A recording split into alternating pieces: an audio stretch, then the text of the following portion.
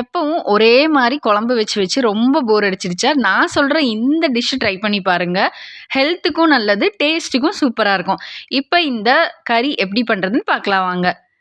4 spoon அளவு தேங்காய், 1/4 cup, 1 1/2 spoon அளவுக்கு தனியா எடுத்துக்கோங்க. 1 ஸ்பூன் ஜீரகம், 2 ஸ்பூன் துவரம்பருப்பு, 10 கடலைப்பருப்பு, 10 பூண்டு, காரத்துக்கு வரமிளகா. இப்ப இது எல்லாமே நம்ம ஒரு பேன்ல 1 ஸ்பூன் எண்ணெய் விட்டு நல்லா வறுத்துக்க போறோம். ஃபர்ஸ்ட்டு துவரம்பருப்ப வாசம் வர அளவுக்கு நல்லா வறுத்துக்கோங்க. அப்புறம் ஒவ்வொரு இன்கிரீடியன்ட்ஸா சேர்த்து வாசம் வர வரை நல்லா வறுத்துக்கோங்க. கடைசியா தேங்காய் போட்டு 2 நிமிஷம் வறுத்துட்டு, மிக்ஸியில இத பேஸ்ட் மாரி அரைச்சு எடுத்துக்கோங்க. இப்ப அதே பேன்ல இந்த பேஸ்ட்டு, குழம்புக்கு தேவையான தண்ணி, தக்காளி, உப்பு எல்லாம் சேர்த்து நல்லா 5 நிமிஷம் கொதிக்க விடுங்க. குழம்புக்கு தேவையான தண்ணி நீங்க பார்த்துக்கோங்க. அந்த கன்சிஸ்டன்சிய பார்த்துக்கோங்க. நல்லா கொழுந்து தலையா பொரிச்சு வச்சிருக்கேன். நல்லா வாஷ் பண்ணிட்டு 2, 3 தடவ. குழம்பு கொதிச்சதுக்கப்புறம் முருங்கை தலைய போட்டு 2 நிமிஷம் தான், அந்த கலர் மாறக்கூடாது.